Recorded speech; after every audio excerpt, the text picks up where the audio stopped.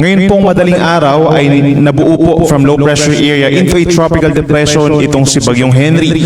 And as of 10 in the morning ay namataan naman ito sa may West Philippine Sea, 240 kilometers west-southwest ng Abukay, Bataan. Taglay ang hangin na 45 kilometers malapit sa kanyang gitna at may pagbugso hanggang 55 kilometers per hour. At sa ngayon po ay kumikilos pa westward or palayo ng ating kalupaan at 25 kilometers per hour. Base po sa ating latest satellite animation, kung mapapansin natin, yung outer rain bands or outer cloud bands ng bagyo ay nakakapekto pa rin sa ilang bahagi po ng Luzon, kabilang na ang Zambales, Bataan, Batangas, Mindoro provinces, Romblon, ngayon din ang halos buong lalawigan ng Palawan, at dito rin po sa may Western Visayas. Habang nakikita natin yung buntot nitong Tropical Depression Henry, nagdadala rin po ng mga pagulan paminsan-minsan dito sa may Cagayan, Isabela at mga nearby areas pa. Samantala yung southwest monsoon or hanging habagat active pa rin po at nagdadala rin ng maulap na kalangitan at paminsan-minsan mga pagulan for today dito po sa may Negros Island Region,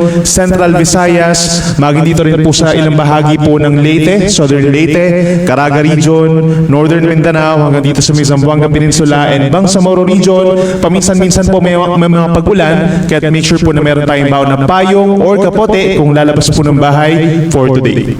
Base naman sa ating latest satellite animation, wala pa tayong namamataan ng panibagong cloud clusters na mabubuo bilang isang bagyo sa susunod po na 3 araw. Base naman po sa latest track ng Pag-asa, inaasahang kikilos pahilagang kanluran sa susunod na 12 oras itong si Bagyong Henry at posibleng lumabas na ng ating Philippine Area of Responsibility either mamayang gabi or bukas ng madaling araw. Mananatili pa rin po itong mahina habang binabagtas po itong West Philippine Sea as a tropical depression at posibleng lumakas ng bahagya into a tropical storm paglabas ng PAR at patungo dito sa may Hainan sa may southern China. Base rin sa ating latest analysis po, yung kabuuan ng bagyo, yung malalakas na hangin, hindi na po nahagip itong bahagi po ng central and southern Luzon. So ibig sabihin, tinanggal na po natin yung mga tropical cyclone wind signals sa bahagi ng Zambales, Bataan at Occidental Mindoro.